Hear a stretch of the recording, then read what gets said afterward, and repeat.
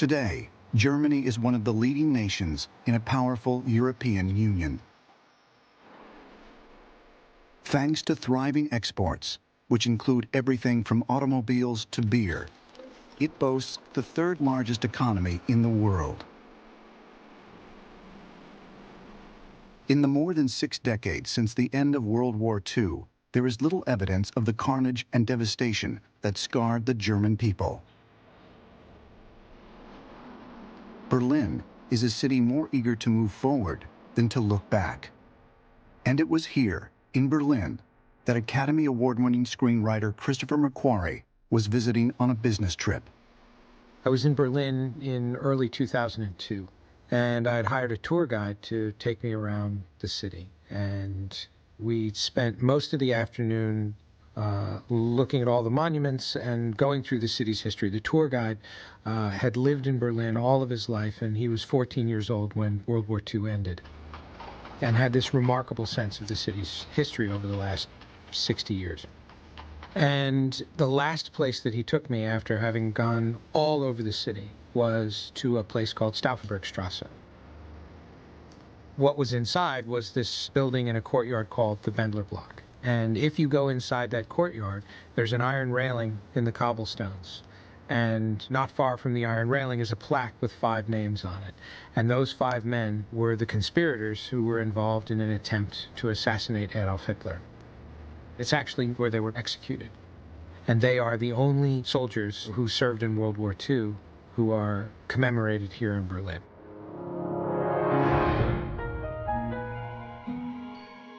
When I was growing up, they didn't say we were fighting Germany, we were fighting the German army. It was always phrased as fighting the Nazis. And so the assumption became that anyone wearing that uniform and anyone marching under that flag was a Nazi. And that had been presented to us over and over and over again with all the World War II movies that we grew up on. Und in gewisser Hinsicht sind eben die Gestalten des Dritten Reiches eben schon so Comicfiguren geworden, die beliebig aufrufbar sind und so als sozusagen als äußerste Droge des Schreckens verwendet werden können. So ähnlich wie es einst dieses schreckliche Klischee vom ewigen Juden gegeben hat. So ist denkbar, sagen manche Leute, dass das Klischee des ewigen Deutschen in die Welt gekommen ist, der nun für alle Zeiten assoziiert wird mit jemand, der auf diese Weise grausam und autoritär entgleisen kann. Now, when German young people, if they go to other countries, very often they are received with, "Heil, here come the Nazis," which is very difficult for a 15 or 16 or 17-year-old boy or girl to accept, because they really have nothing to do with it. Their parents probably had nothing to do with it. But it still sticks to the Germans.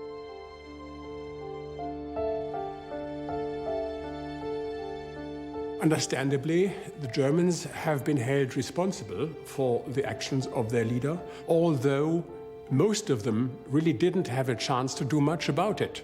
And those who did ended up in concentration camps or on the scaffold.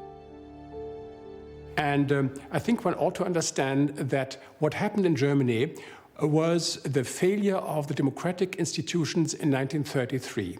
And this is the great failure in German history. The great failure that brought the Nazi regime to power had its beginning on June 28, 1919, when Germany signaled its defeat in World War I by signing the Treaty of Versailles. As part of the terms, the Allies demanded that Germany surrender more than 13% of its territory and also limit the size of its army. Additionally, the country was burdened with a crippling war debt at a time when many Germans were starving. Within a decade, the country was thrust into a devastating economic depression, one that saw the rise of numerous political parties battling for control. Germany, until 1918, was a monarchy. After 1918, it was a republic, but it was not a republic loved by the people who lived here in Germany. By the early 1930s, competition between the political parties was escalating. and two particularly bitter rivals took center stage: the German Communist Party and the National Socialist Party, led by Adolf Hitler.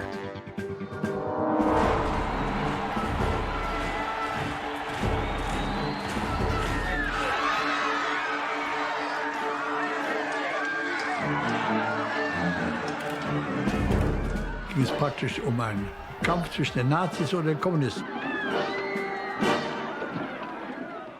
Die Kommunisten kannte man von Hamburg, von München, von Berlin, wo sie Leute ermordet hatten. Die Nazis waren einem auch nicht sympathisch.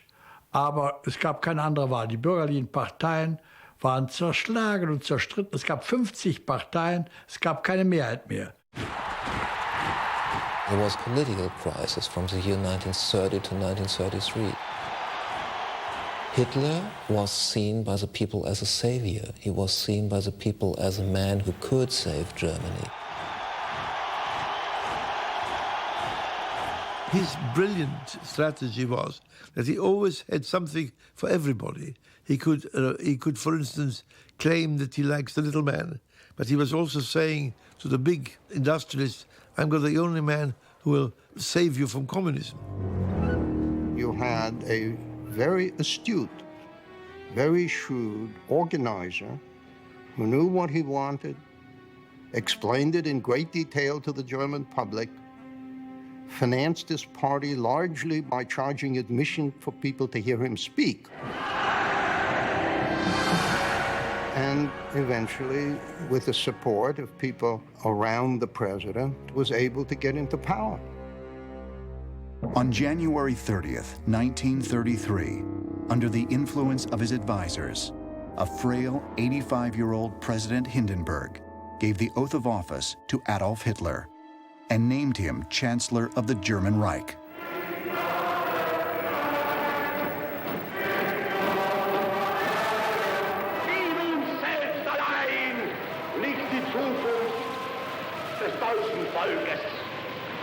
Dann werden wir wieder emporsteigen, genau wie die Väter einst auch Deutschland nicht es selbst erhielten, sondern selbst sich schaffen mussten.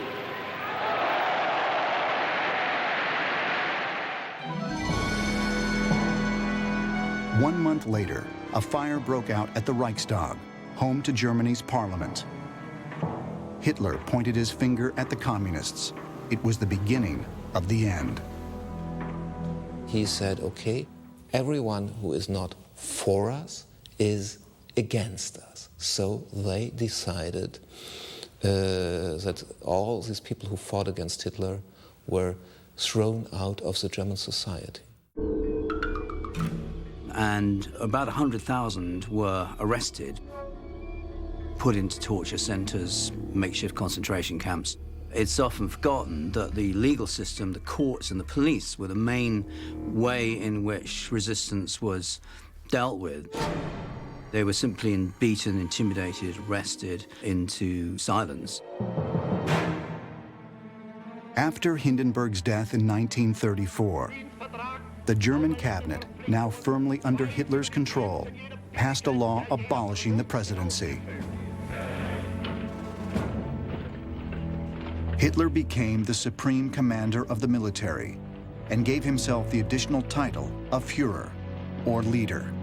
Hitler used the occasion to have the entire armed forces, army, navy, as well as the air force, swear a personal oath of obedience and loyalty to him as a person, not to the nation, not to the constitution.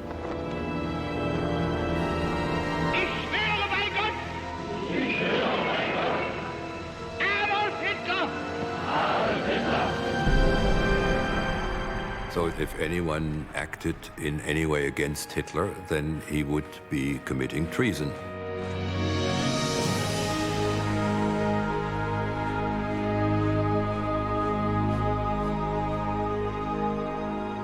Now the supreme leader of the German nation, Adolf Hitler was free to pursue his goals of nationalism, territorial expansion, and cleansing the country of anything he viewed as non-German, most particularly the Jews. In 1933, he had established the Reich Ministry of Public Enlightenment and Propaganda under Joseph Goebbels. Das ewige Gesetz der Natur, die Rasse rein zu halten, ist für alle Zeiten das Vermächtnis der nationalsozialistischen Bewegung an das deutsche Volk.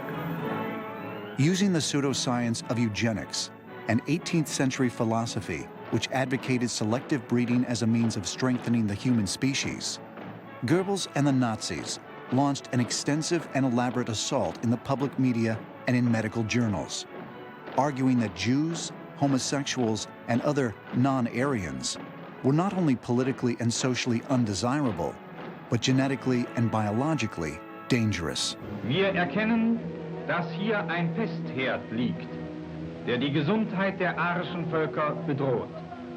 Richard Wagner hat einmal gesagt, der Jude ist der plastische Dämon des Verfalls der Menschheit. Und diese Bilder bestätigen die Richtigkeit seines Ausspruchs.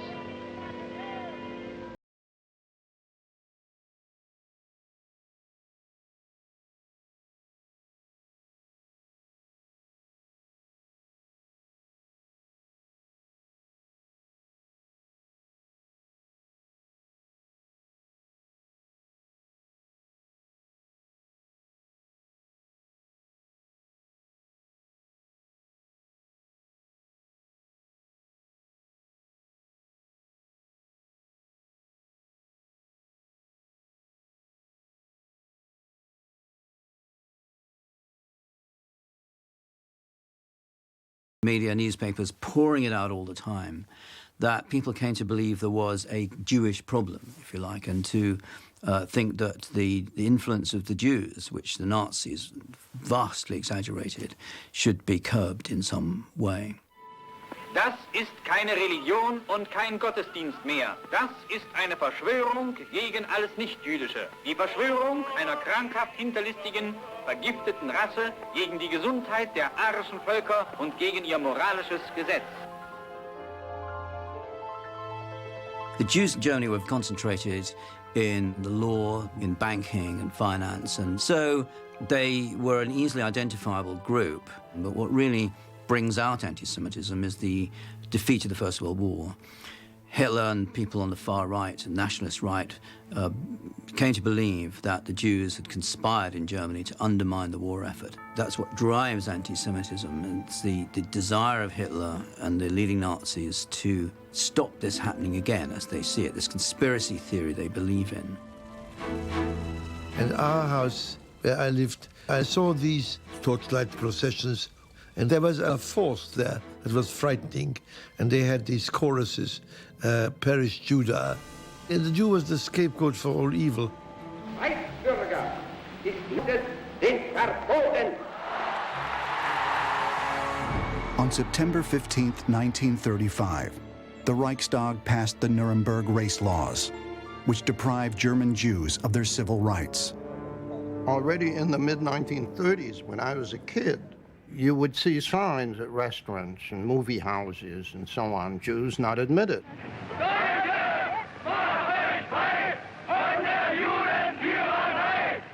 And unless people are accustomed to think of constitutionally protected rights, and most Germans weren't, the fact that others, people you think of as others, are persecuted, are beaten, are killed, have their property stolen, doesn't alarm that many people.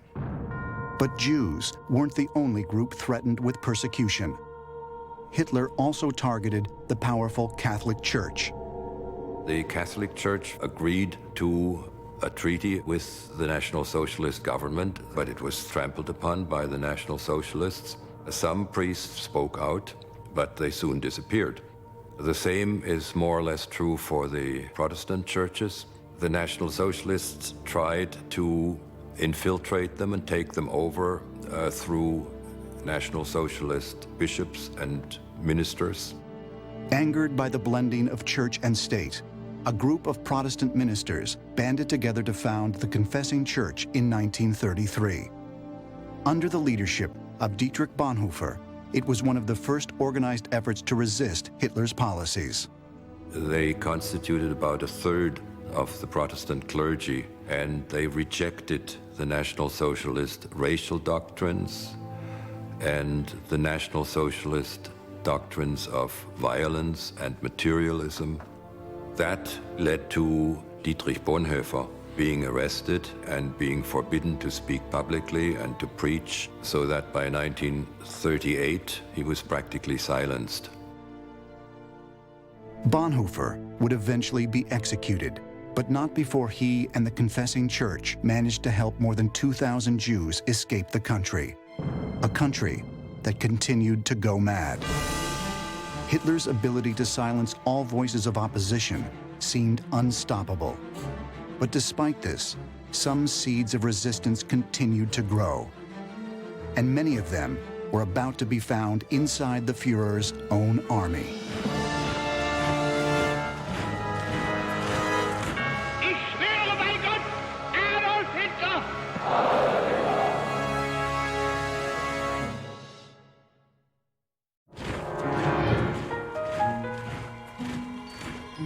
By 1937, Hitler and his Nazi regime had taken full control of Germany.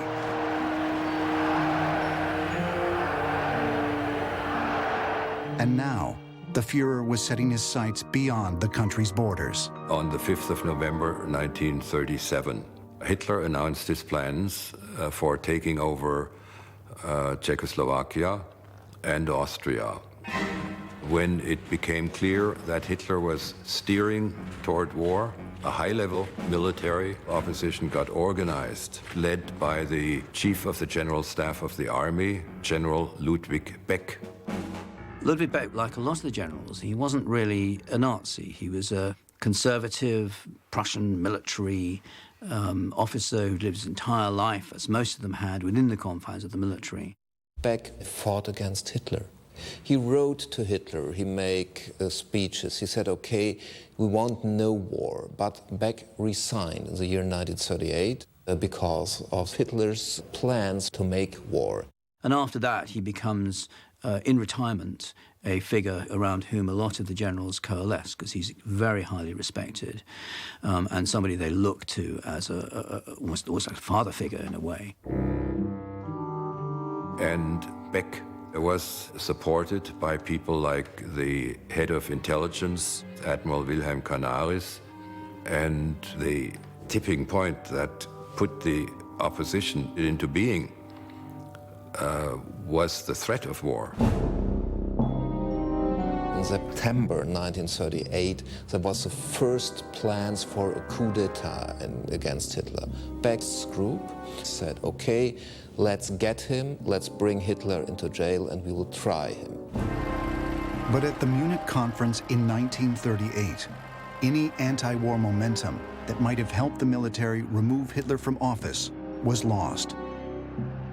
Because it was here that the nations of France, Britain, and Italy allowed Germany to annex the Sudetenland in Czechoslovakia.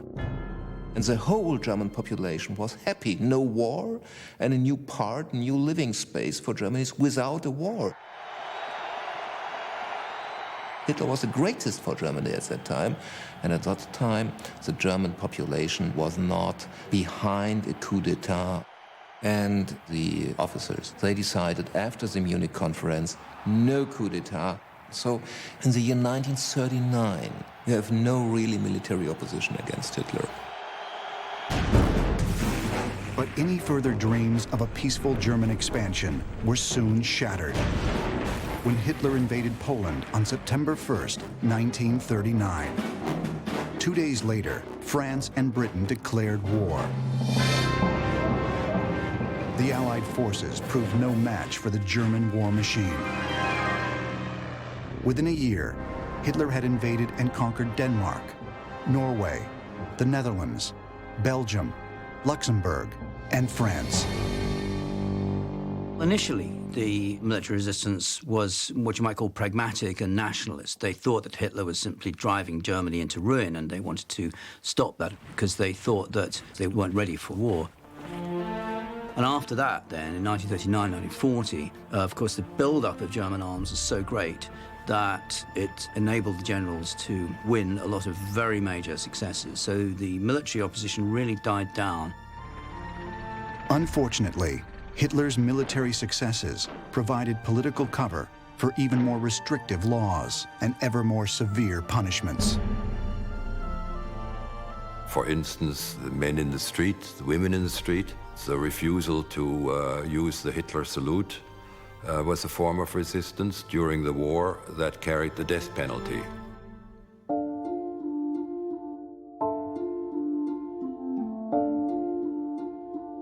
Or for spreading a rumor, or for listening to foreign radio stations. The Gestapo often registered that kind of activity. Among the few who dared risk imprisonment or death at the hands of the Gestapo were a series of small and largely ineffectual dissident groups. These were usually comprised of intellectuals, socialists, members of the clergy, aristocrats, and academics. One such group, based at the University of Munich, was the White Rose. Its members included young students like Sophie Scholl, her brother Hans, and Christoph Probst. United by Christian beliefs of tolerance and nonviolence, the White Rose protested the curbing of individual freedoms under the Nazi regime. The White Rose distributed anti-Nazi pamphlets. This group, of course, had to remain as secretive as they could. When you organize resistance in a police state, in a totalitarian dictatorship, it's not advisable to tell too many other people about it, because then stool pigeons, then Gestapo spies are very quickly going to get you. On February 18, 1943, Sophie, Hans, and Christoph were arrested, tried for treason, and within 4 days, beheaded.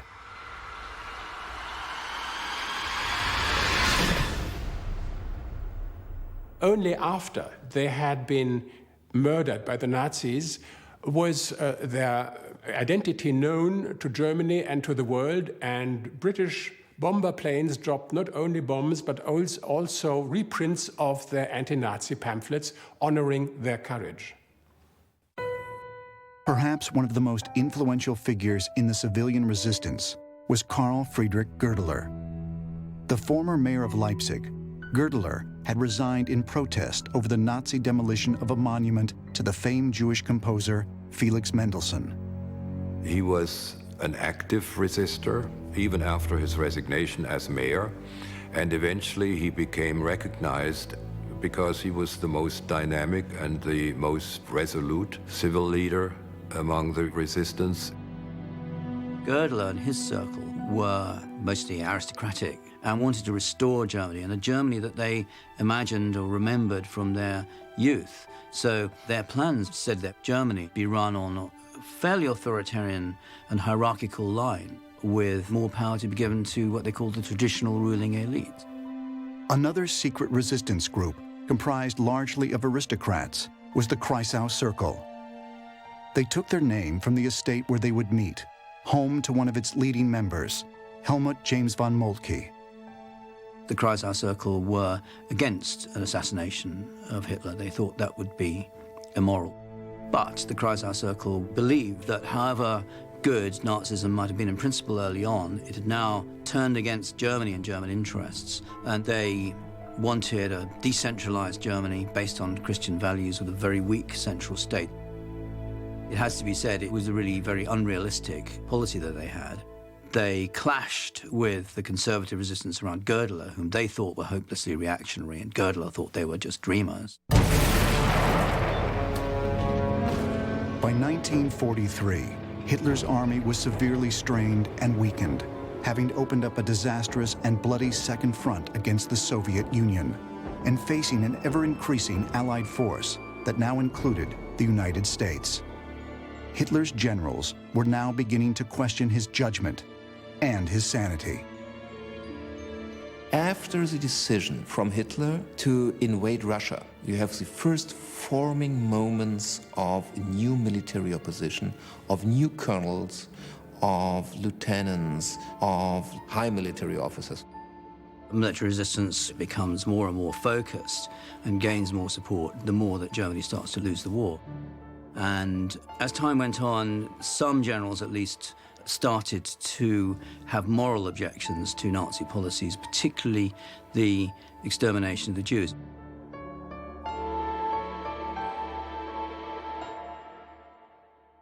Ich kam anschließend als Abteilungskommandeur zu diesem neu aufgestellten Kavallerieregiment und war ein paar Tage da. Da kam der Hauptmann Bettermann zu mir mit 2 SD-Leuten, Sicherheitsdienst der SS, zusammen im Zug gesessen hätte und die hätten viel Alkohol bei sich gehabt und wären langsam redselig geworden, hätten ihm geschildert, dass sie 250.000 Juden in der Heeresgruppe Süd umgebracht hätten und wären nun zur Heeresgruppe Mitte versetzt, um diese auch endlich Juden reinzumachen. Sie schilderten ihm im Einzelnen, wie sie das gemacht hatten. Das waren allen grauenhaften Einzelheiten, was man damals sonst nicht wusste. Aber so habe ich von den Verbrechen der Nazis gehört. As Hitler's systematic extermination of millions of Jews became evident to more members of the German military, a brave few struggled to reconcile duty with conscience. They know that the overwhelming majority of their fellow German citizens support the regime. They therefore realize that unless they can get and stay in some position in either the civil or military administration, they won't be able to do anything. This is not a government that can be overthrown from below by masses of people demonstrating in the streets. It's got to be the alternative. You have to grab the wheel from the inside. But you can't grab the wheel from the inside unless you're on the inside. And that creates a horrendous moral dilemma for people because you have to participate in some ways in a regime of which you disapprove if you want to be in a position to destroy it. The armed forces, the top brass, had a very equivocal attitude towards Hitler. It was a mixture of, on the one hand, the man is losing the war, we have to get rid of him. There was the other attitude that they were no longer able to justify their oath of loyalty to Hitler with their own conscience as Christians. Confronted with the mounting atrocities against the Jews, an impending defeat at the hands of the Allies, leaders of the various military and civilian resistance groups decided it was time to put aside all political and social differences and unite under one common cause. To this end, a meeting was held on January 22nd, 1943, at the home of Kreisau Circle member Peter York von Mortenberg. Da kamen dann erstmals vor allem so die ganz konservativen Widerständler, eben wie Beck und Gördeler, eben plötzlich zusammen mit diesen Sozialreformern und christlichen Utopisten vom Kreisauer Kreis. Und dieses Zusammentreffen ist auch gleich sehr schief gegangen. Aber sie haben sich überhaupt nicht verstanden und zum Teil auch nicht gemocht. Trotzdem war das historisch, weil man sich in dem ganzen Dissens geeinigt hat, ja, wir werden es tun. Es muss gemacht werden.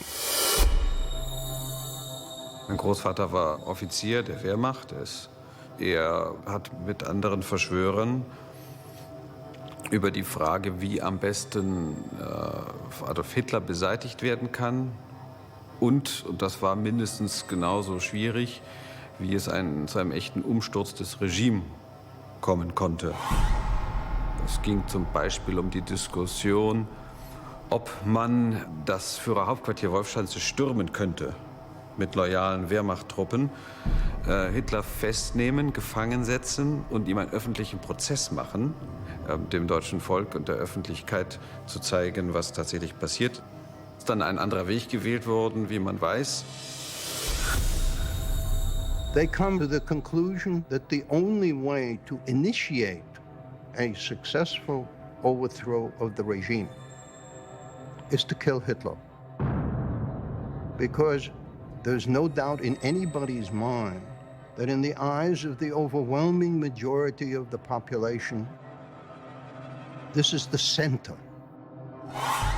To help form a plan for the assassination of the Führer, Ludwig Beck turned to a team of co-conspirators inside the military that included General Friedrich Olbricht, chief of the General Army Office, and Colonel Henning von Tresckow, who was chief of staff at Army Group Center in Russia. But for all involved, one question loomed large. Just how do you kill the most powerful and protected man alive?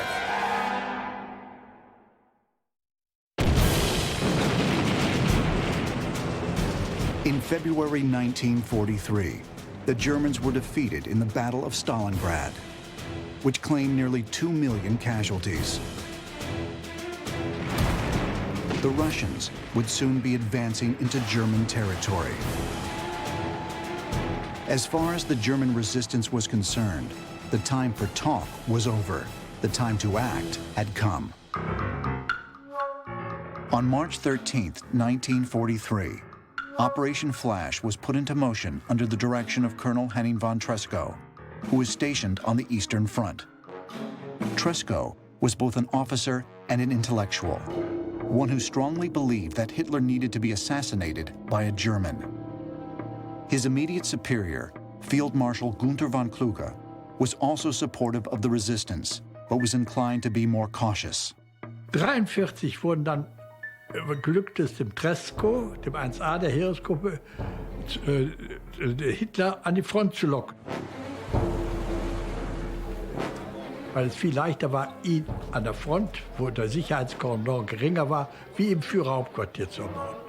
Offiziere dieses Regimentes und des Heeresgruppenstabes sollten beim Mittagessen im Casino Hitler umschießen. Im letzten Moment untersagte Kluge das Attentat und es unterblieb. Frustrated by Kluge's lack of nerve, Tresckow had a backup plan. With the help of his cousin, First Lieutenant Fabian von Schlabrendorf, he managed to smuggle 2 bottles of liqueur containing bombs onto Hitler's plane, just before the return flight. Unfortunately, the cold temperature inside the plane's storage area prevented the bombs from detonating. 8 days later, on March 21st, intelligence officer Colonel Rudolf von Gersdorf was scheduled to guide Hitler through an exhibition at the Zeughaus in Berlin. And Gersdorf volunteered to blow himself up with Hitler. Unfortunately, Hitler raced through the exhibition at breakneck speed. He was in and out in 2 minutes. And that was too short for the fuse to be detonated, so that this attempt also failed. 1 year later, 2 more attempts were made on Hitler's life. One involved Captain Axel von den Busche. The second was to be carried out by Lieutenant Ewald Heinrich von Kleist, whose father was also a member of the resistance. Und dann gab es auch Planungen, Hitler bei Uniformvorführungen ums Leben zu bringen, indem die Offiziere bereit waren, Sprengstoff am eigenen Körper zu tragen und sich dann mit diesem Sprengstoff in der Nähe des Führers in die Luft zu jagen. Alle Versuche dieser Art sind gescheitert. Zum einen deswegen, weil Hitler die Vorführungen der Uniformen entweder absagte oder aber frühzeitiger verschwand. Hitler's erratic schedule made further assassination attempts nearly impossible. Increasingly paranoid, he began to confine himself to his headquarters for his own safety. The security organs around him, especially the SS, made it very difficult for people to get close to Hitler. The assassination plots that occurred over the years point to another element as well. Hitler seemed to have Satan's luck. He was able to avoid being assassinated. With time running out and with casualties mounting, members of the military resistance even sought help from the ever-advancing Allies. The German resistance, from quite early on, from the late 1930s onwards, made strenuous and repeated efforts to try and alert the Allies, particularly in Britain, to the fact that there was a resistance. Some of them had very good contacts to people in Britain, quite senior positions. Adam von Trott, for example, had studied at Oxford and had a lot of British contacts. These, on the whole, were not successful. I don't think the Allies took them particularly seriously. The resistance, at the same time as they were discussing the possibility of overthrowing the regime and making peace, they were also leading, many of them, the invasion of 5 neutral countries in a row. So the resistance, in effect, discredited itself. And nobody thereafter, outside Germany, was prepared to believe them. Another blow to the resistance came from the Allies themselves when Roosevelt and Churchill called for the unconditional surrender of Germany in January of 1943. Any hopes for a deal with the Allies were crushed. Any German plot to overthrow Hitler meant that they would still have to come to the Allied terms of unconditional surrender, which were political ends which the German resistance were not happy with. The Allies did not want an outcome in which a new stab in the back legend could develop, as it had after World War I, in which it was alleged that Germany had really won the war until its own domestic opposition defeated it. So the Allies wanted to make sure that nobody could doubt that Germany was defeated. With little option but to keep fighting a hopeless war, and with civilian casualties and atrocities mounting, the military resistance sought new leadership, someone who could bring focus and momentum to their desperate cause. His name was Lieutenant Colonel Claus von Stauffenberg.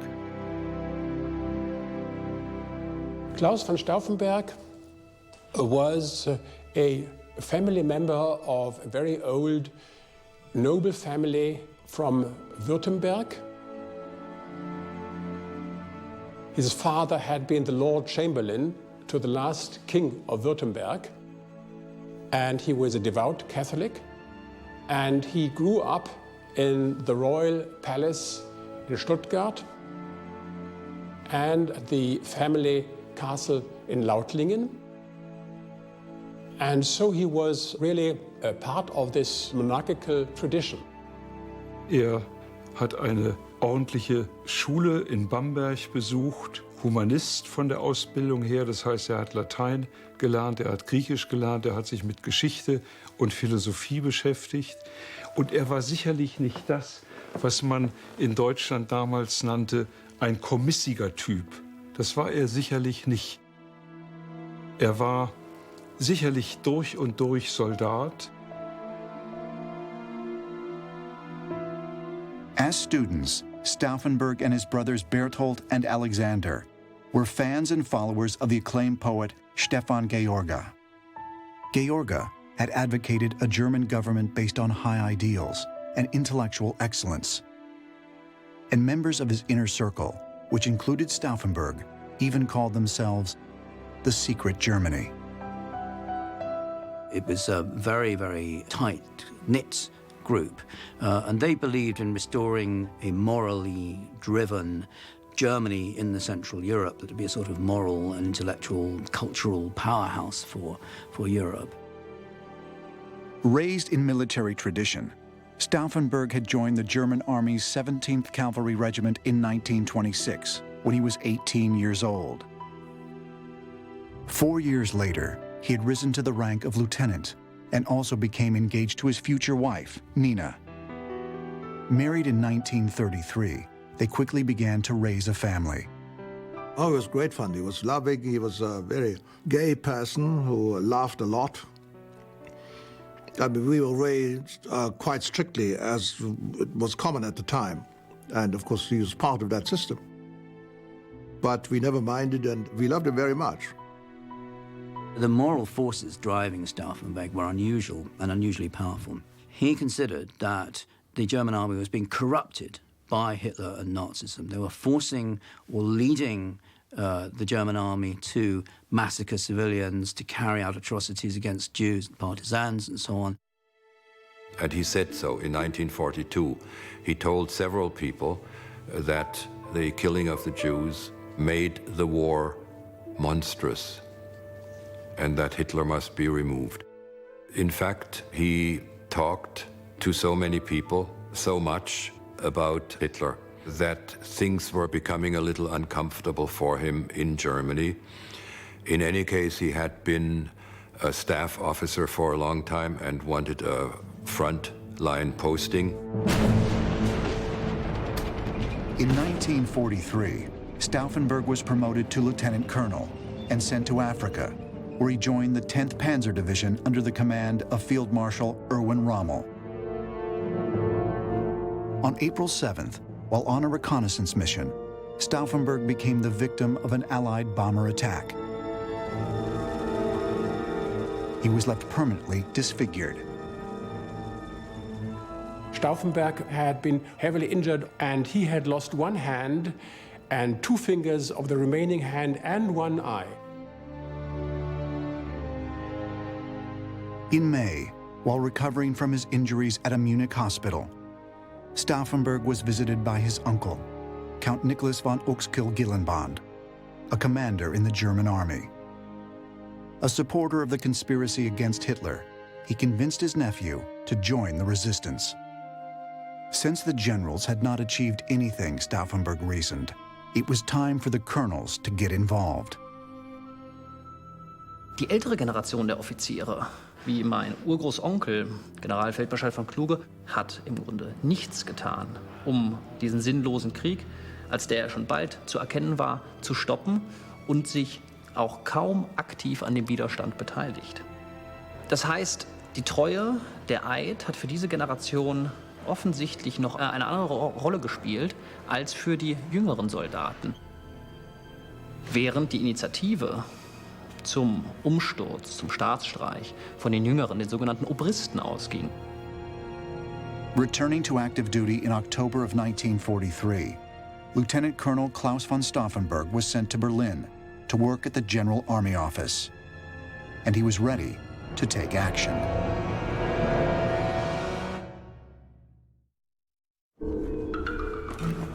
After 1941, German officers sympathetic to the resistance had been carefully recruited by Colonel Henning von Treschow and General Friedrich Olbricht and assigned to work at the Bendler Block in Berlin, where the General Army Office was located. There, at the Bendler Block, Stauffenberg would be put in charge of Operation Valkyrie, an ingenious plan that would provide for the deployment of the Reserve Army in the event of an invasion or civil uprising. Ironically, it was a plan that had been approved by the Führer himself. And that gave the conspirators the opportunity to use the Valkyrie orders as an instrument for taking over power in Germany. Of course, the assassination attempt was connected with a much larger plan to stage, in effect, a military coup d'etat and put another government in place. That was going to be launched when Stauffenberg transmitted the news that Hitler had been killed. So the stakes were not just killing Hitler as an individual, but also arresting senior members of the government like Goebbels and others who were in Berlin. Many of the conspirators, including the former mayor of Leipzig, Karl Goerdeler, and Ludwig Beck, would have important roles in the new administration should the coup succeed.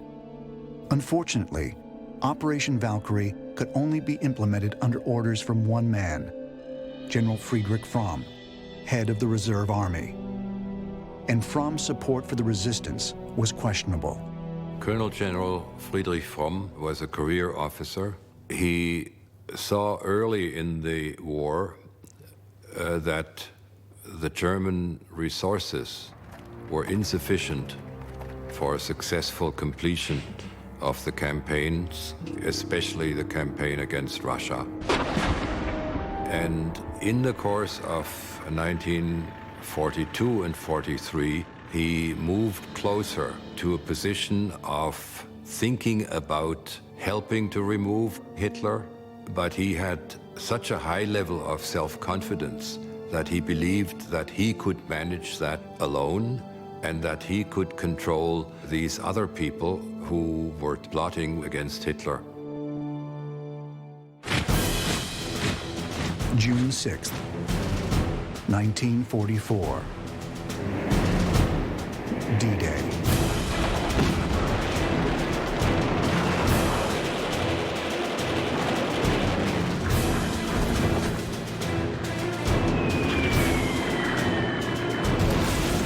After a massive assault on land, sea, and air, the Western Allies gained a foothold on the European mainland.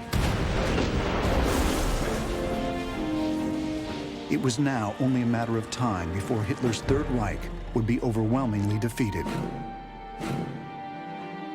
But for members of the military resistance, D-Day posed an even greater dilemma.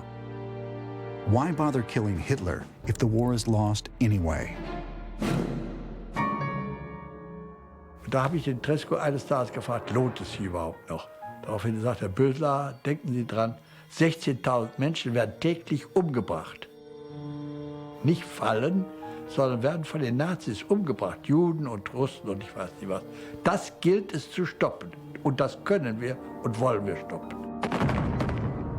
Da war die Sache klar, dass das Attentat durchgeführt werden muss und dass ich wieder weiter mitmachte. Die Motivation von Stauffenberg war vor allem, dass er erkannt hat, dass Millionen von unschuldigen Leuten umgebracht worden sind. Das war sicherlich die Hauptmotivation. Das hat er gesehen und das hat er auch wahrgenommen und hat dementsprechend dann gehandelt. The participants in the Valkyrie plot were patriots and idealists, people who saw what crimes were being committed and who became convinced that they must act or they couldn't live with themselves afterwards. On July 1st, 1944, Klaus von Stauffenberg was made Chief of Staff to General Friedrich Fromm. This promotion would now give him direct access to the Führer. Es gab hier ganz wenige Offiziere nur, die an Hitler rankamen. Das waren entweder, in der Masse waren es Nazi, wie der Feldmarschall Keitel, Jodl und so, oder sie waren zu feige, um das Attentat durchzuführen. Und endlich kam mit Stauffenberg ein Mann, von dem man wusste, dass er bereit war, das Attentat durchzuführen, in die Lage, es auch zu tun, weil er in eine Stellung kam, in der er mehrmals im Monat Hitler vortragen musste. The decision was made. Stauffenberg would assassinate Hitler. It would put the 36-year-old officer on a path with destiny.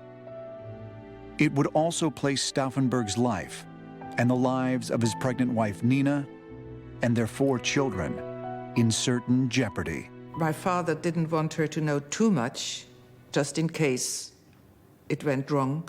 And then she was asked questions, and under pressure, she couldn't be able to play the role of the housewife who's just doing all of the cooking. I think the first reaction was, well, is it necessary?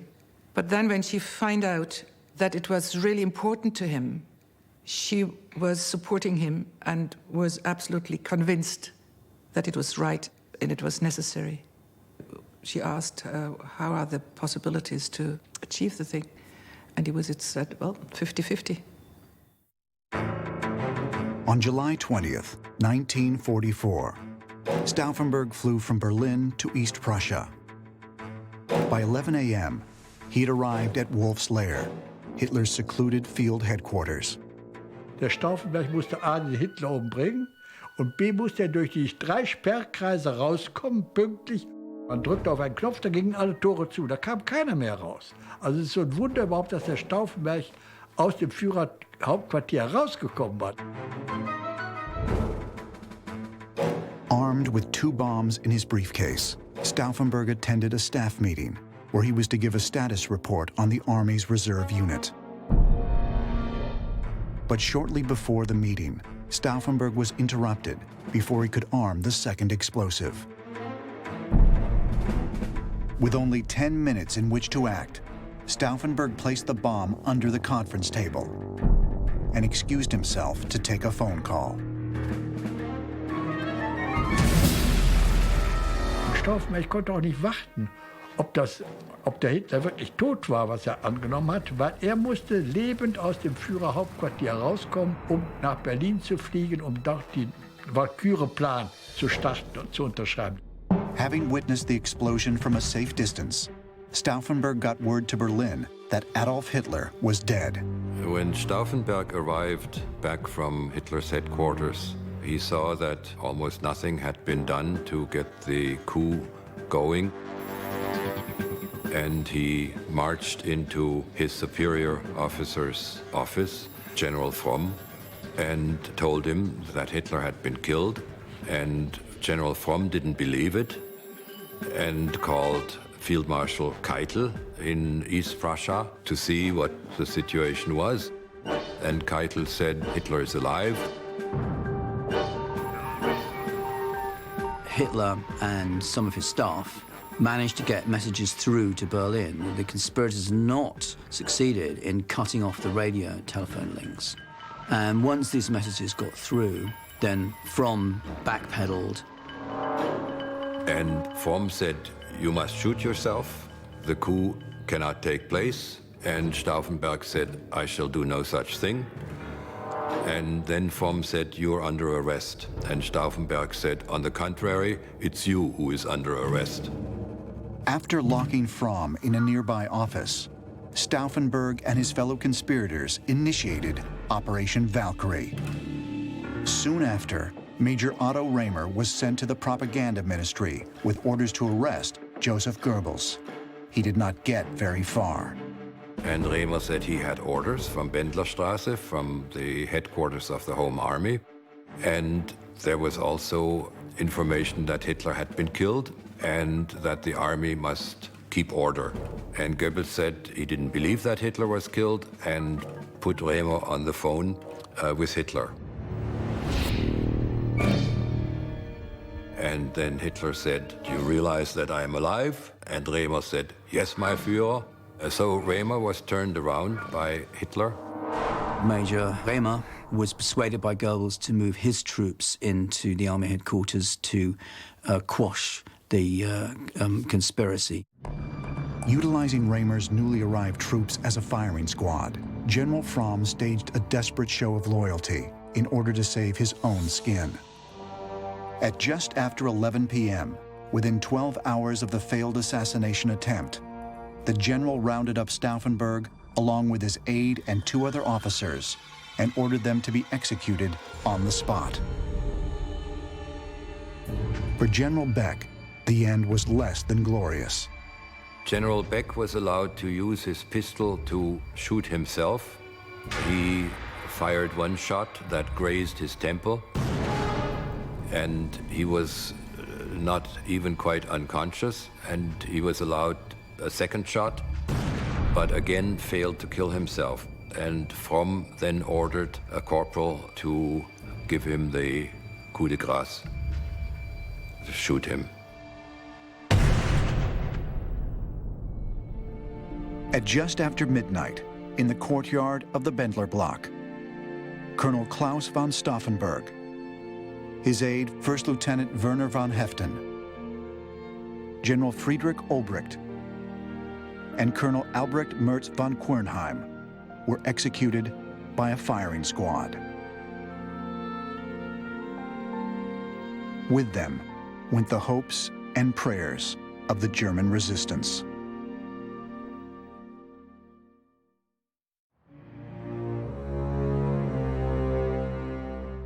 The bomb that went off under the conference table at Wolf's Lair had killed 3 German officers and a stenographer. Miraculously, Hitler himself sustained only minor injuries. Even more convinced of his almost divine invincibility, he was determined to round up the conspirators and crush them once and for all. Hitler spoke on the radio himself, something that during the second half of World War II, I might add, he did very rarely. Wenn ich heute zu Ihnen spreche, da geschieht es auf 2 Gründen. Erstens, damit Sie meine Stimme hören und wissen, dass sie selbst unverletzt und gesund sind.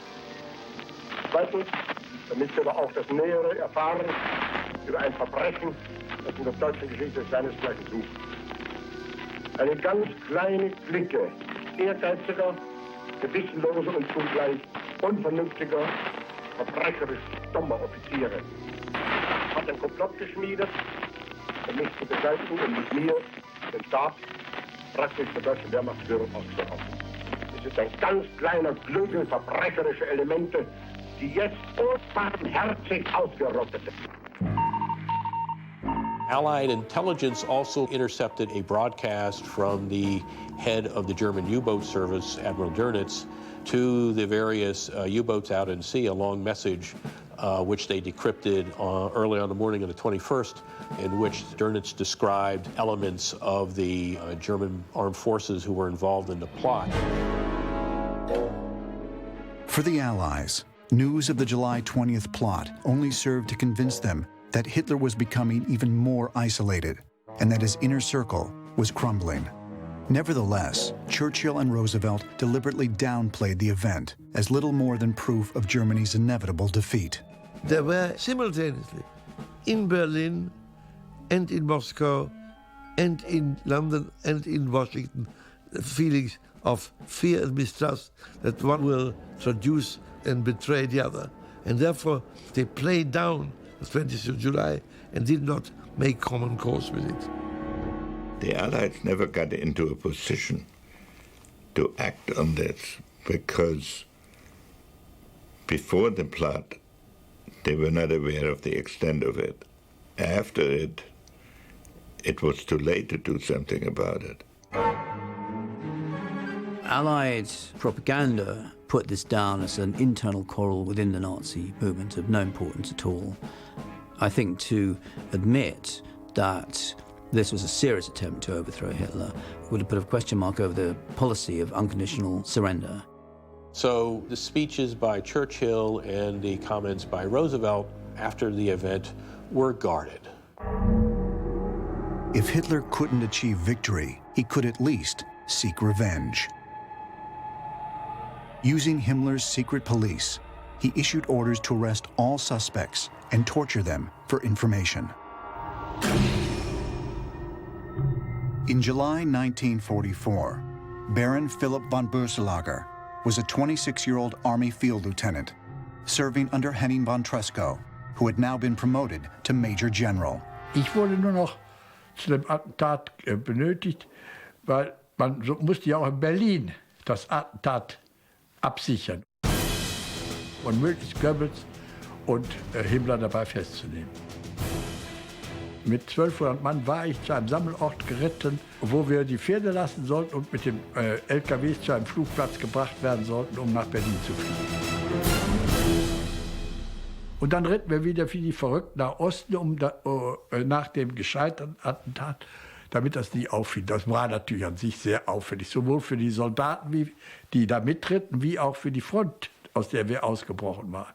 Also ich war ganz sicher, dass wir am nächsten Tag verhaftet würden.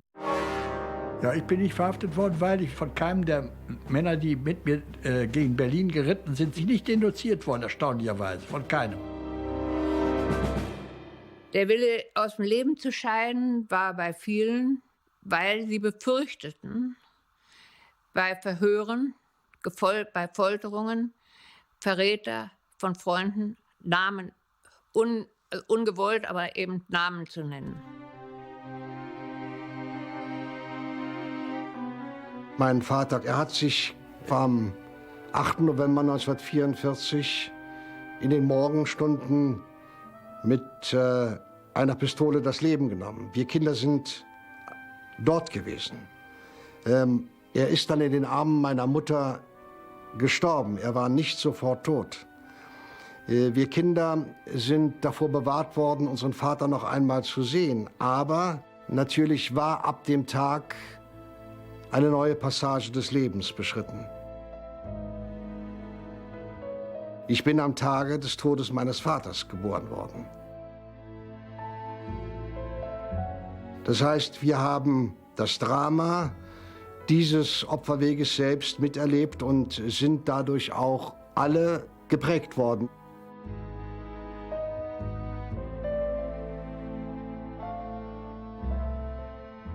Mein Vater war erst in Berlin am 20. Juli und ist dann noch nach Hause, also hierher gefahren.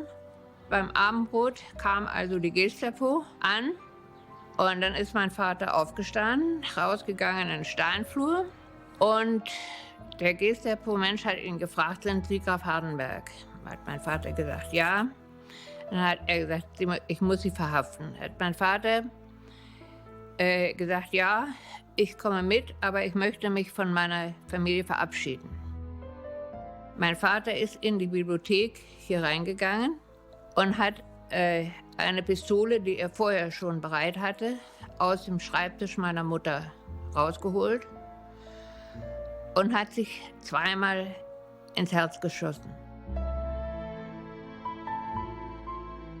Als er sich schoss, zweimal, gingen beide Kugeln direkt am Herz vorbei. Da wurde er ärztlich behandelt. Sie wollten ihn erstmal pflegen, weil sie ihn verhören wollten. Sie haben zu viele Menschen zu schnell umgebracht. Sie hatten niemanden mehr, den sie verhören konnten. Among the conspirators who either committed or attempted suicide rather than be forced to name others was Henning von Treschow. On the morning of July 21st, the man who had been both the moral conscience and chief organizer of the military plot against Adolf Hitler blew himself up with a hand grenade. In the weeks and months that followed, hundreds of suspects were arrested. Many were sent to the Gestapo incarceration center on Prince Albrecht Street, where they were subjected to brutal torture and intense interrogation. Some were sent to be tried in front of the so-called People's Court.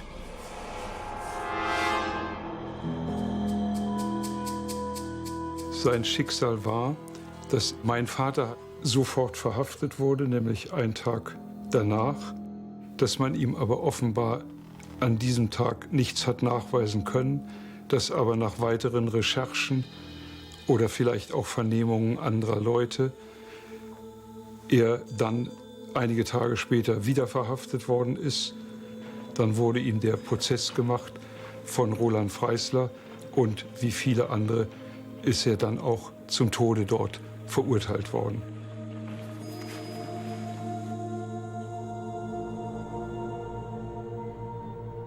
Mein Mann, er ist Anfang August verhaftet worden. Er war jedenfalls 3 Wochen in der Prinz-Albrecht-Straße. Und ich wusste erst gar nichts. Ich hoffte immer, er kommt irgendwie. Und hatte ja immer die Todesangst im Herzen, weil ich von dem Attentat gehört hatte. Und da meldete sich ein Offizier bei mir, der bekam den Auftrag, Zivilkleidung zu holen bei mir. Und ich war damals ja noch sehr jung, 26 und naiv. Und habe immer gesagt, ja, aber da gehört auch ein Schlips dazu und ein Gürtel. Und worauf dieser Mann mir stotternd immer sagte, das darf aber alles nicht sein. Ich ihn natürlich auch fragte, wie ist denn die Behandlung? Und er sagte, entsetzlich. Also das war es, wie ich es erfahren habe.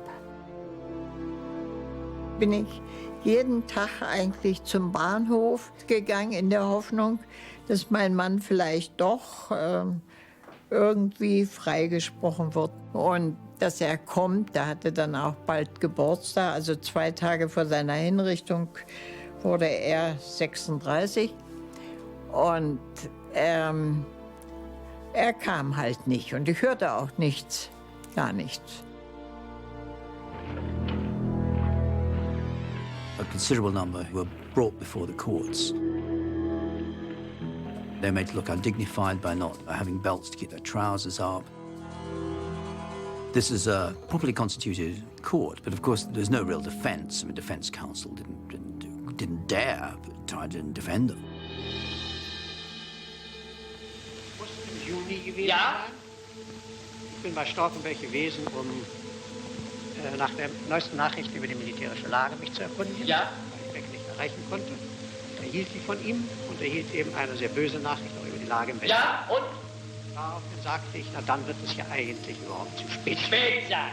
Sagt er, verlassen Sie sich darauf gebe ich Ihnen mein Wort, wir werden rechtzeitig handeln.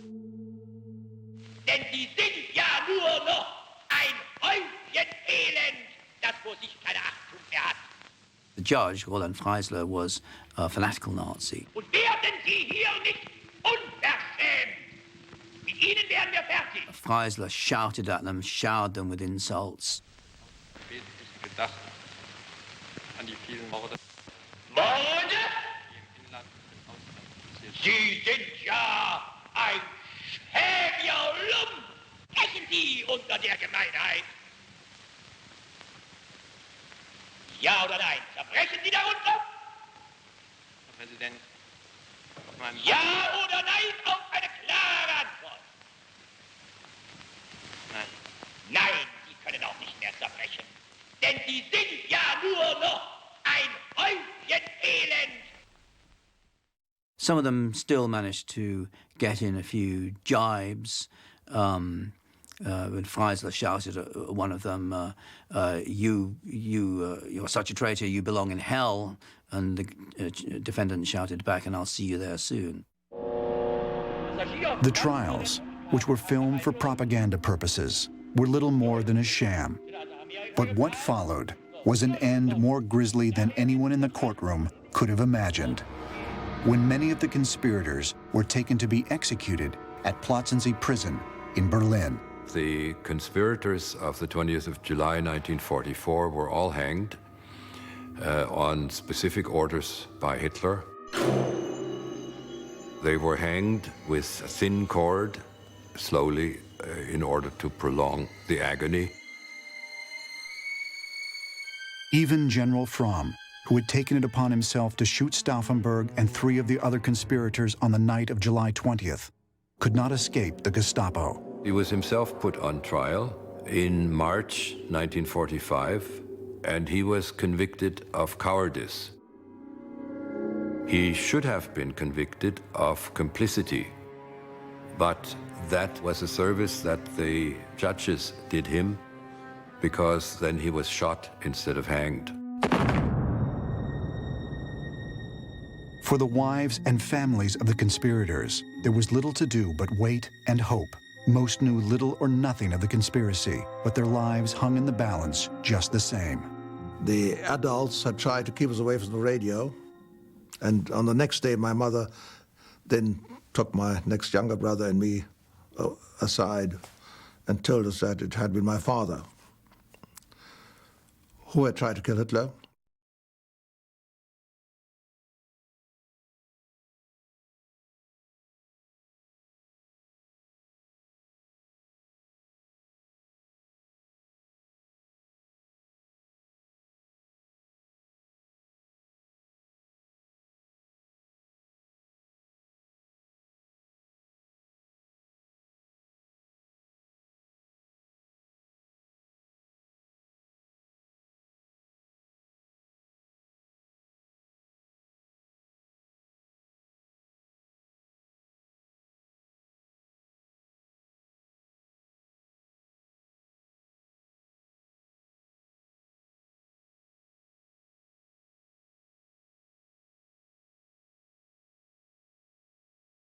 Concentration camp to a maternity home.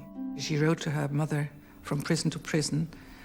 She thought of the possibility not to survive because she wrote her last will in case I'm dying or in case of my death. And then it starts, if it is a boy, it should be named this and this. And if it's a girl, she should be named this and this. And then writing down her wish that she hopes that the children can stay together so that they have at least a feeling of family. The Stauffenberg children, like the children of most of the conspirators, were taken from their mother and put into orphanages where they were given different names. In the middle of September, we were taken to a resort where all children from basically all 20th of July families were put together. I was there with the Stauffenberg children, I was there with the Tresco children, and we were all there together. In all, approximately 700 people linked to the Valkyrie plot were rounded up and arrested by the SS. More than 200 were executed. But on April 30th, 1945, with Berlin surrounded and bombarded by Allied forces, Adolf Hitler killed himself in his bunker.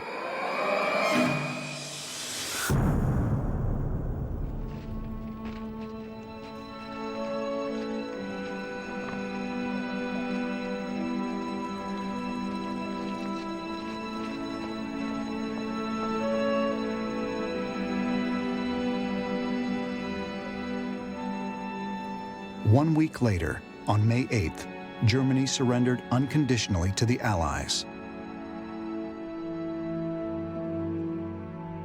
The concentration camps were liberated.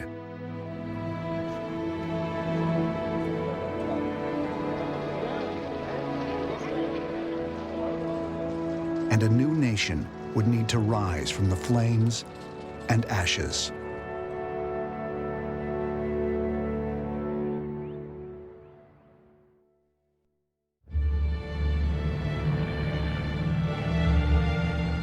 World War II had claimed more than 50 million lives.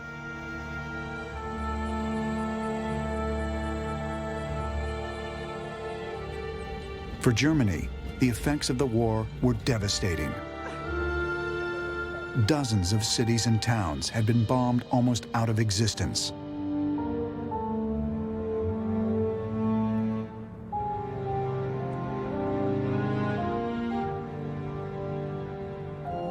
As a further humiliation, the country was divided into 4 parts, each under the military control of one of the Allied nations. Deep in the soul of Carl Schmitt has been planted the love of aggression and conquest. And unless that passion is uprooted, 10, 20, or 100 years hence, a new generation of Germans will find a new leader who will show them the way. How shall that be prevented? A sound beginning has been made. This time, things are being done differently. At the end of the last war, German armies parading through Berlin. This time,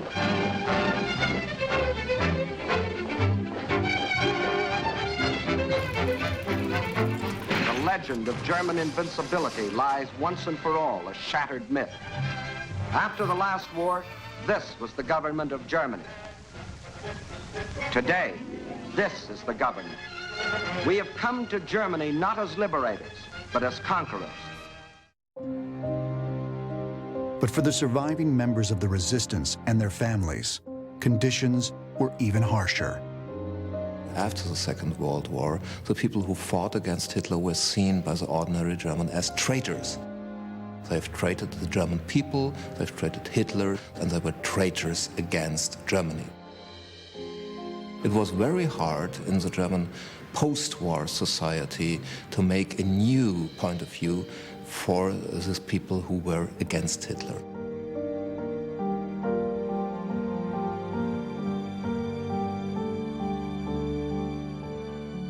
Die Witwen und damit auch die Kinder bekamen keine Rente. Normalerweise war es natürlich so, dass, oder wer auch immer, ganz egal, wenn er fiel, dann hat natürlich die Ehefrau eine Rente bekommen. Das war nicht der Fall bei den Männern vom 20. Juli. Meine Mutter wurde ja enteignet, keine Lebensmittelmarken mehr, nichts zu essen, Geldkonten gesperrt, kein Geld, nichts. So musste sie also 3 Kinder irgendwie durchbringen und durchschlagen. Das ging natürlich nur durch die eigene Familie. Ich selbst habe naturgemäß bewusst davon nichts mitgekriegt, wenngleich mir die Windeln, glaube ich, am Po festgeklebt sind, weil es keine Ersatzwindeln gab und keine Milch. Also auch für mich als Säugling muss das sicherlich nicht, oder für eine Mutter, die einen Säugling hat, den sie nicht richtig ernähren, nicht richtig kleiden kann, muss das alles ziemlich entsetzlich gewesen sein. Der Widerstand wurde natürlich von vielen Menschen, Bevölkerung der Deutschen, nicht als gut angesehen, sondern im Gegenteil. Ich habe auch Verwandte gehabt, die sagten, das ist Hochverrat eben gewesen und wie kann man mitten im Krieg sich gegen den Führer wenden. Und sozusagen also alles verraten. Das musste man halt ertragen.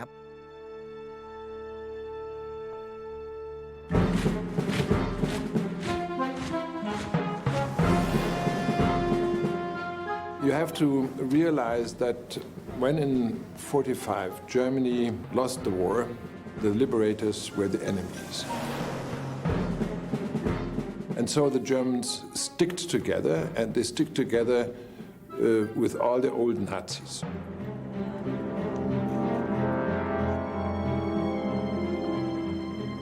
Sollten wir den Finger aufheben und sagen, wir will den Widerstand? Nein, das hat man natürlich nicht getan, nicht?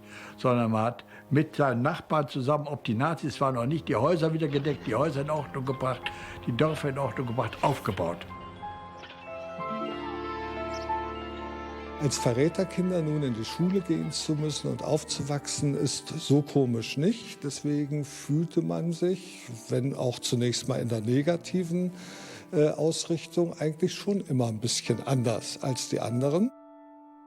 Da die Lehrer selbst ja auch aus dem Dritten Reich kamen und im Zweifelsfall sehr für Hitler gewesen sind, spürte man die Antipathie, die sie gegen einen hegten, weil der Vater ein Widerstandskämpfer gewesen ist.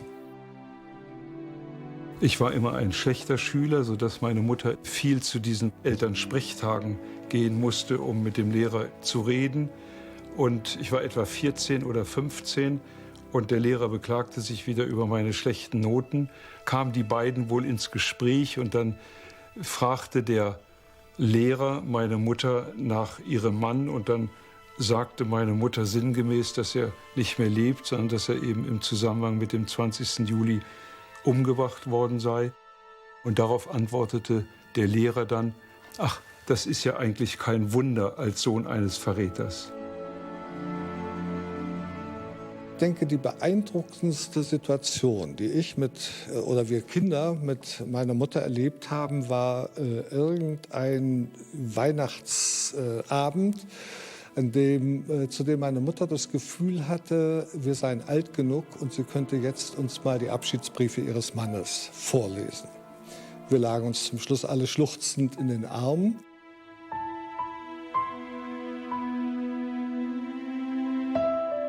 Und dass von diesem Zeitpunkt an bei mir im Zweifelsfall unbewusst, nicht bewusst, eine innere Entscheidung gefällt wurde, nach Möglichkeit ehrlich, aufrecht und geradlinig zu sein wie mein Vater.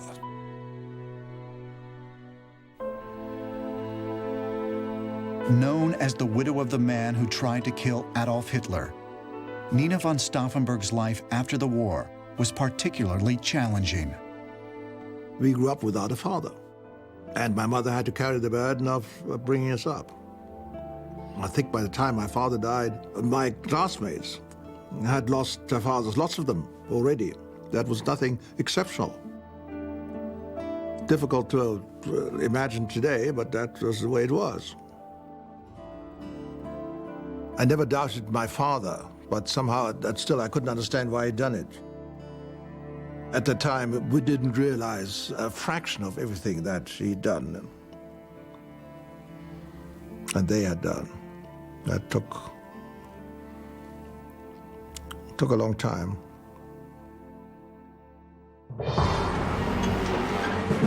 But as resentful as many Germans were of the families of resistance members, a greater suspicion festered between the communist Soviet Union and their democratic allies. In 1948, Russian Premier Joseph Stalin cut off all air and road routes to West Berlin. The Cold War had begun. The Americans and the British then organised an airlift which for many months kept West Berlin going and kept it supplied when it was surrounded by East Germany, but they still kept it going. And I think that generated a lot of sympathy for Germans. By 1949, the situation had worsened, and Germany was ideologically divided into two separate states. The Federal Republic of Germany developed out of the US, British, and French zones, and the German Democratic Republic was created from the Soviet zone. Ironically, it would be this division that would contribute to a greater awareness and greater appreciation for the German resistance during the war. Some senior conservative historians of the late 40s and 50s began to write about the plot and to try and vindicate them and say that look, these were people who tried to rescue Germany's honor. With an eye toward building both strategic and military alliances, the Democratic West and the Communist East each began identifying former conspirators as patriots in an effort to rehabilitate the German public in the hearts and minds of their respective countries. Die Sachlage hat sich dadurch geändert, dass in den 50er Jahren ein Prozess stattgefunden hat, in dem geklärt wurde, ob die Widerstandskämpfer Verräter waren oder nicht. Und in diesem Prozess, der sogenannte Rehmer-Prozess, ist sehr klar gesagt worden, es waren keine Verräter, sondern sie haben letztlich für Deutschland gehandelt. On September 14th, 1952, Plötzensee Prison, the place of execution for many of the July 20th conspirators, was dedicated as a memorial to the millions who suffered and died at the hands of the Nazis. For widows like Johanna Rotkins, the memorial served as a place of mourning. Es gibt ja kein Grab.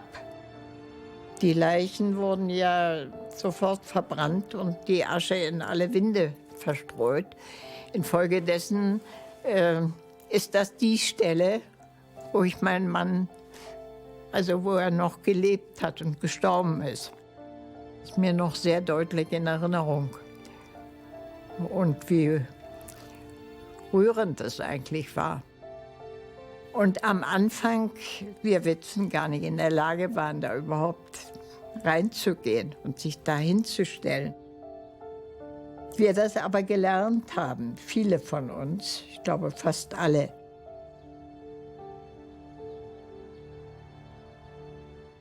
Der 20. Juli 1944 war das erste sichtbare, weithin wirkende Fanal, das der Welt zeigte, dass in Deutschland der Wille zur Freiheit, der Wille zum eigenen Leben nicht untergegangen war.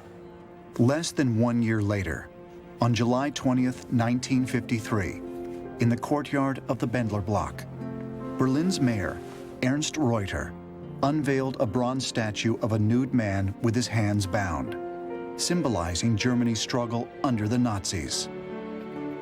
It would be the first time that the West German government officially recognized the sacrifices made by the slain resistance members and their families. Well, I was very young there. It was quite exciting to see all these people.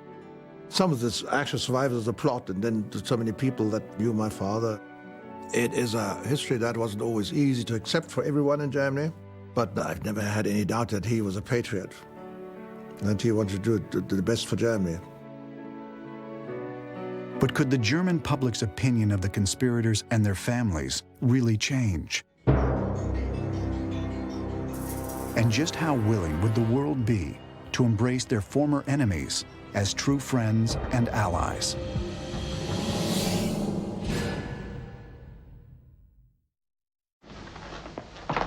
Herr Generaloberst?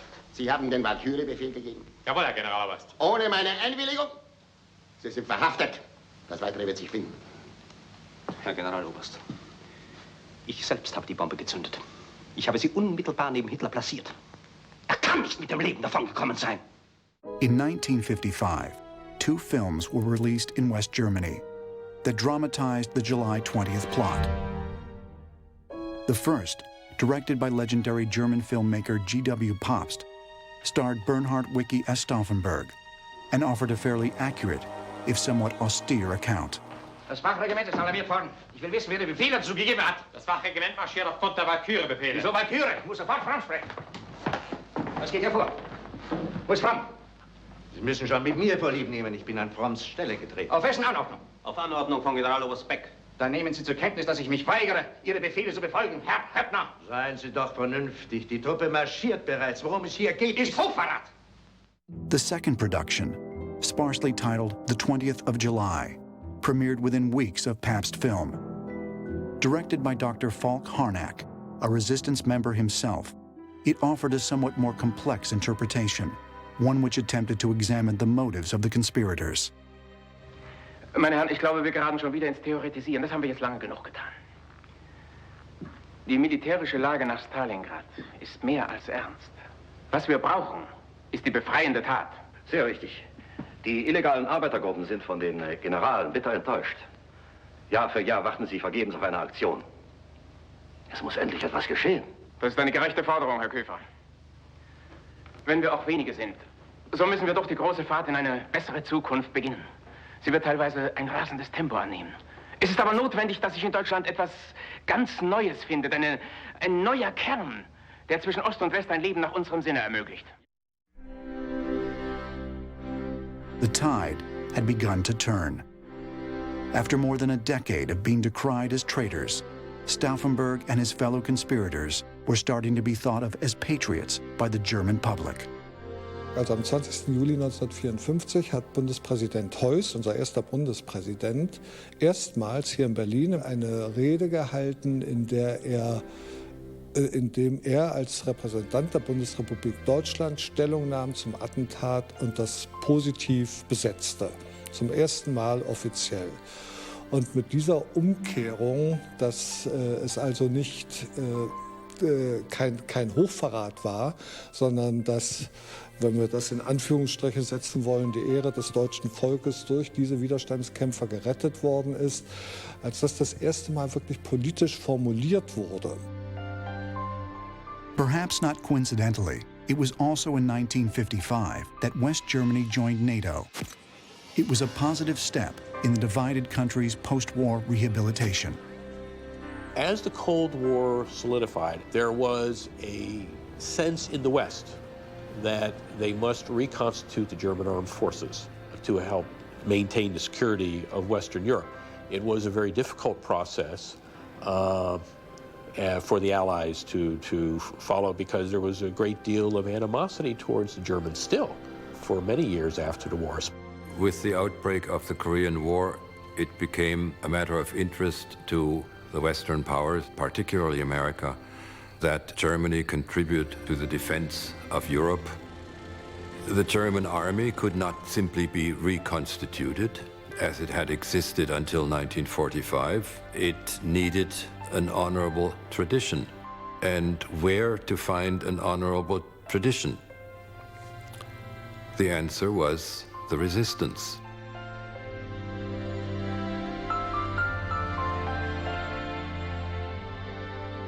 To the people who live in Germany, these are somewhat more agreeable models from the past than military occupation officers that were brought in by the British, French, and Americans, to say nothing of those brought in by the Russians. Officers who applied for officers' commissions in the new army had to appear before a commission and had to answer questions about how they saw the resistance and the coup and the plot against Hitler. And if they refused to accept that the conspirators had honorable motives, they were generally ineligible for officers' commissions.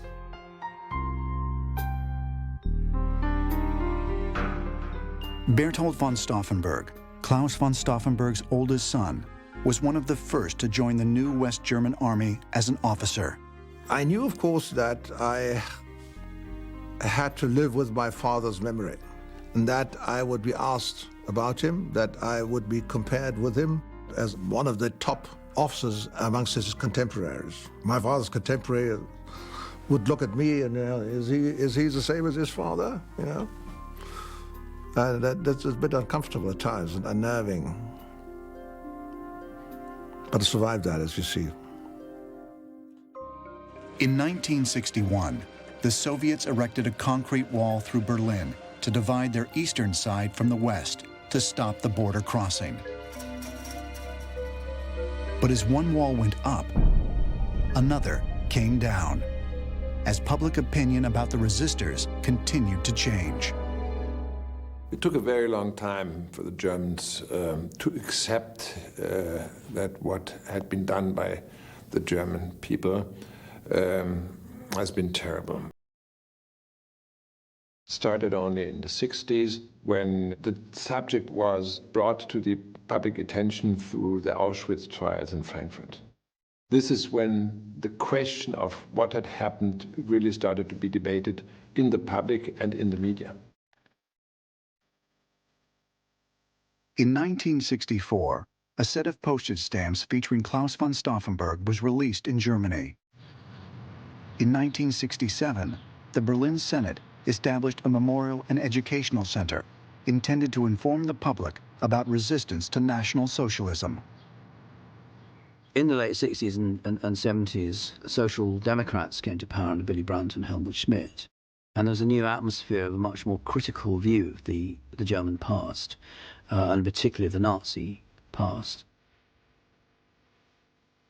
Das hat sich im Laufe der kommenden Jahrzehnte geändert, Mitte der 50er Jahre bis zu den 60er Jahren, wo in Deutschland das stattgefunden hat, was man nennen kann, die Aufarbeitung des Nationalsozialismus.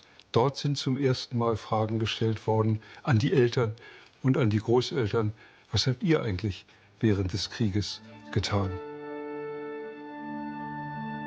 Very important for the discussion in Germany actually had been the projection in television of the series Holocaust. Of course, the question of Auschwitz had been discussed in the trials in the 60s, but the series Holocaust showed emotion, showed real people. After each series, there was a big discussion afterwards. So that was the moment when something changed in Germany. Until that time in Germany, nobody used the word Holocaust. In 1980, in the courtyard of the Bendler Block, the following engraved inscription was placed in the wall near the entrance. Here in the former Army High Command, Germans organized the attempt to overthrow the lawless National Socialist regime on July 20th, 1944. For this, they sacrificed their lives. But as much as the German public had come to embrace the members of the German military and civilian resistance as patriots, there was still a reluctance to call them heroes. The German people, since 1945, have justifiably been very wary of heroes. Nazi Germany was a state and a culture which glorified heroes, made heroes out of almost everybody. Of course, with the ultimate hero being Adolf Hitler. Ich bin deshalb vorsichtig mit dem Wort Held, weil man Gefahr läuft, dass man vielleicht einige dabei vergisst. Und dass man Gefahr läuft, nur einige wenige zu nennen, die immer wieder genannt werden und dabei andere nicht berücksichtigt. Gerade in Berlin gab es enorm viel ganz einfache Menschen, Bäcker, Fleischer, simple Leute, die Menschen gerettet haben. I'm sure my father considered himself pretty ordinary. He wasn't Superman, he wasn't the hero. Wenn jetzt unsere Generation so eine Superman-Story draus macht, dann entziehen wir uns selbst der Möglichkeit, für unser eigenes Handeln da irgendeine Lehre rauszuziehen. Das ist so wie wie natürlich, wenn man sich mit den Nazis beschäftigt, man immer die grässlichen, großen, 2 Meter blonden Hühnen nimmt als den Otto-Normal-Nazi. Also diese Klischees, die da entstehen, die behindern, diese ganze Geschichte wirklich zu erfassen. In 1987, in what would prove to be the waning days of the Cold War, U.S. President Ronald Reagan made a monumental speech at the Berlin Wall. If you seek peace, if you seek prosperity for the Soviet Union and Eastern Europe, if you seek liberalization, Mr. Gorbachev, tear down this wall.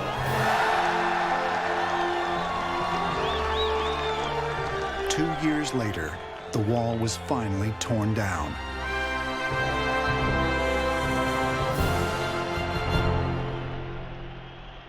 It was the first step toward a reunification of Germany.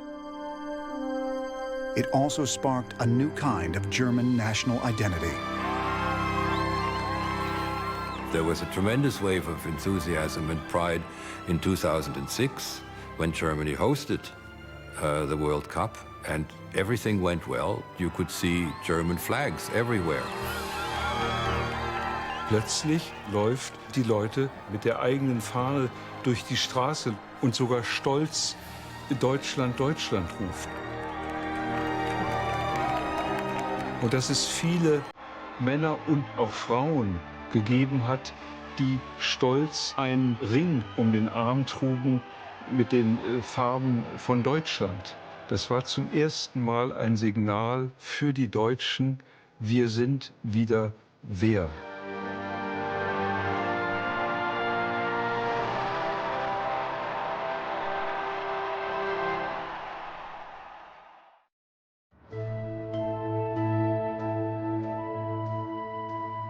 After his trip to Berlin in 2002, screenwriter Christopher McQuarrie brought the idea of a feature film based on the July 20th plot to his friend, director Bryan Singer. The two had previously collaborated on Singer's first feature film, Public Access, and on the highly acclaimed suspense thriller, The Usual Suspects. Chris and I are great friends. We've known each other since we were kids. We made World War II films in my backyard. Growing up Jewish, it's interesting. For me, it was very important to understand the development of the Reich and to understand how that came to be. I think my fascination with the Second World War began with a film I did years ago called Apt Pupil. And I knew that not all Germans were necessarily Nazis. It would be devastating to imagine that the whole of a people could be completely involved with mass murder and such hate. After reading McQuarrie's script, Singer signed on to direct, excited by the prospect of shedding new light on a little-known chapter in World War II history. In March of 2007, the filmmakers secured financing for the project, now titled Valkyrie, from United Artists. They also received a commitment from actor Tom Cruise to play the leading role of Klaus von Stauffenberg. There was not a conscious effort to say we're going to make a story about Klaus von Stauffenberg. But Stauffenberg is far and away the central character of the drama on July 20th, not only because he delivered the bomb, but because what he was responsible for doing after the delivery of the bomb. He's a character that takes you through the entire conspiracy. As the production fell into place, the filmmakers decided to photograph the period exteriors on location in Berlin. The nice thing about Berlin is that a lot of the buildings that were there during World War II actually exist, and it gives you sort of this authentic feel, and, you know, the key to this whole thing was being as authentic as possible. More than anything else, you shoot in Berlin because this is where the events took place. The city is haunted by so many ghosts, and there's so much about Berlin that still holds on to the war.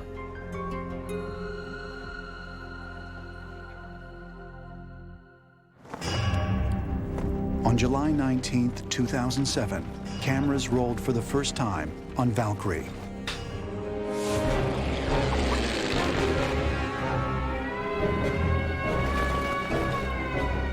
Pause!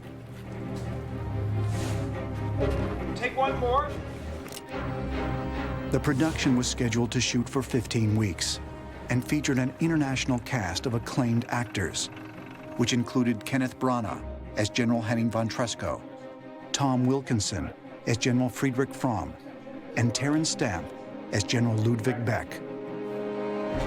For the filmmakers, accuracy and integrity were key objectives. Tighter lens on Kretz, and then behind the shoulder. Brian wants everything to be as accurate as possible, which we wanted as well. In certain cases, we had to combine characters, compress time and events, but we wouldn't make a change like that unless it serviced the story and allowed us to get the spirit of what was actually happening. The truth is better than anything you could ever make up. These men tried to kill one of the most evil people who ever lived so that they could save their country, save Europe, and save the world. And so we focused on July 20th and the events of July 20th as the thing we wanted to tell. The story itself is so dramatic and so rich and so real. Why wouldn't you tell the story as truthfully as you possibly could? We were guests of Germany while we were there. Great. Nice to meet you. Very nice to meet you. We got so much support from these people. One more household. One day while we were shooting, this woman walked onto set and she broke out a photo album and showed pictures of, you know, Lieutenant von Haften and General Ulbricht, who'd been at parties at this house. And this had been her family home. I called a florist in Berlin. I was sending flowers to somebody, and the girl I spoke with told me her name was von Tresckow, and I said, "Oh, like Henning von Tresckow?" And she said, "Well, yeah, it's actually, you know, he's, you know, my grandfather." It's amazing, and it really opens your eyes to realize they had to do what they did, and what they did really mattered and made a difference.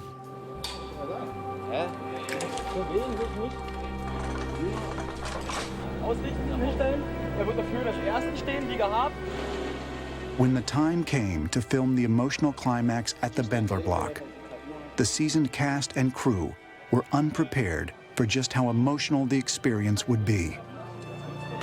It didn't hit me till that moment how important it was to film in that location. This journey had come in some way to a full circle. We had other authentic locations, but this one, and this is it. After researching this subject matter for so many years, I didn't realize how emotional it would be to shoot at the Bendler block and to shoot the conspirators' execution. Before we started rolling, the whole cast and crew stood around the courtyard. Chris read a letter from one of the conspirators to his family.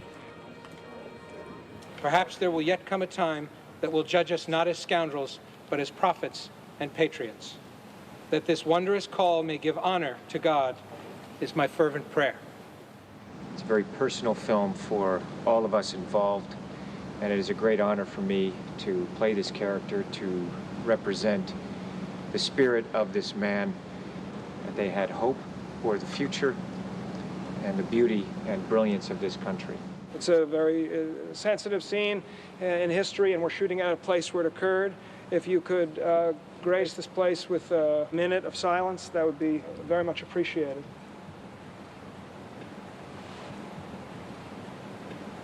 To be there in the place where this really happened, this moment of silence is just incredibly moving. Thank you. Thank you. And action on the vehicle! For Germany, it's one of the stories of World War II that they can be proud of. We were there to make a movie that told the story in as respectful a way as possible. Not only for the German people, who know the story very well, but for the rest of the world who do not.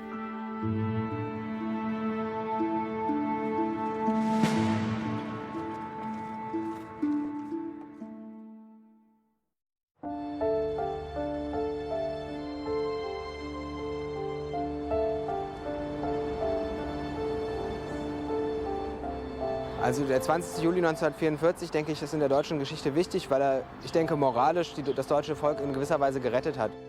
Es sollte vielleicht ein gewisser Stolz sich entwickeln, aber so ein Stolz, dass man immer noch sagt, wir akzeptieren die Vergangenheit, die wir hatten, mit der haben wir uns beschäftigt, aber ich weiß jetzt nicht, ob man genau sagen darf, ich bin stolz, Deutscher zu sein. Deutschland kann stolz sein darauf, dass sich wirklich noch da ein Widerstand geregt hat. Und wenn das geglückt wäre, wären Millionen von Toten uns erspart geblieben. Each year, on the anniversary of the July 20th plot, crowds gather at the Platzensee Memorial Center and at the German Resistance Memorial in the courtyard of the Bentler Block.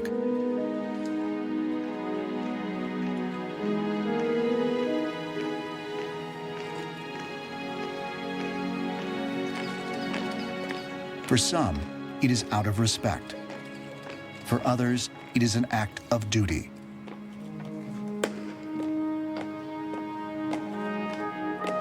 Of responsibility to history.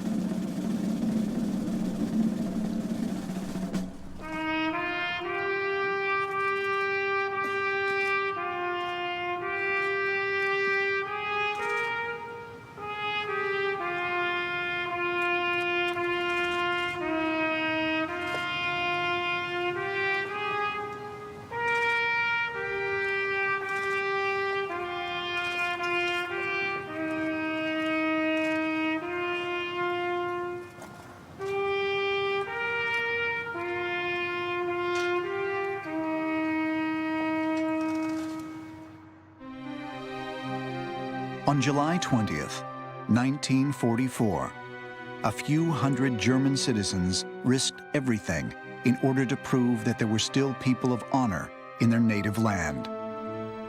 In a desperate attempt to save their nation and to spare the lives of countless others, they gave their lives. To some, the plot may have seemed a failure, but perhaps more than 6 decades later, it can be considered a success. One more profound than even those involved could have ever imagined. Ich halte den 20. Juli für einen der 10 bedeutendsten Daten der deutschen Geschichte aus dem 20. Jahrhundert, weil er einer der ganz wenigen Anknüpfungspunkte ist, um auch während des Dritten Reiches oder durch das Dritte Reich hindurch einen, ich würde sagen, einen unzerstörbaren Kern von Humanität, den es in Deutschland gegeben hat, zum Ausdruck zu bringen. Das ist auch den Nazis nicht gelungen, ganz zu zerstören.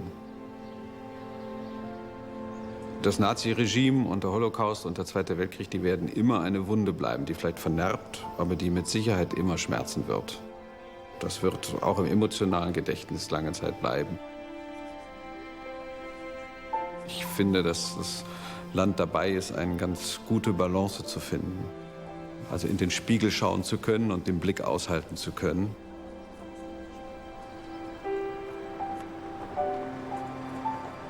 In vielleicht 20 Jahren wird es niemand mehr geben, der aus persönlicher Erfahrung von dieser Zeit berichten kann. Aber wir müssen die Erinnerung an den Nationalsozialismus und an den Widerstand gegen den Nationalsozialismus wachhalten. Das halte ich für ganz wichtig, weil man so viel lernen kann aus der Geschichte.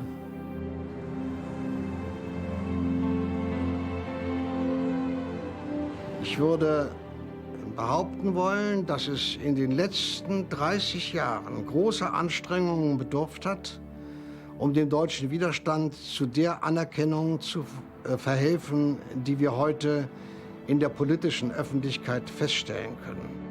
Insoweit hat der Bundespräsident der Bundesrepublik Deutschland, Theodor Heuss, immer recht gehabt. Das Vermächtnis ist uns übergeben, der Auftrag ist noch nicht erfüllt.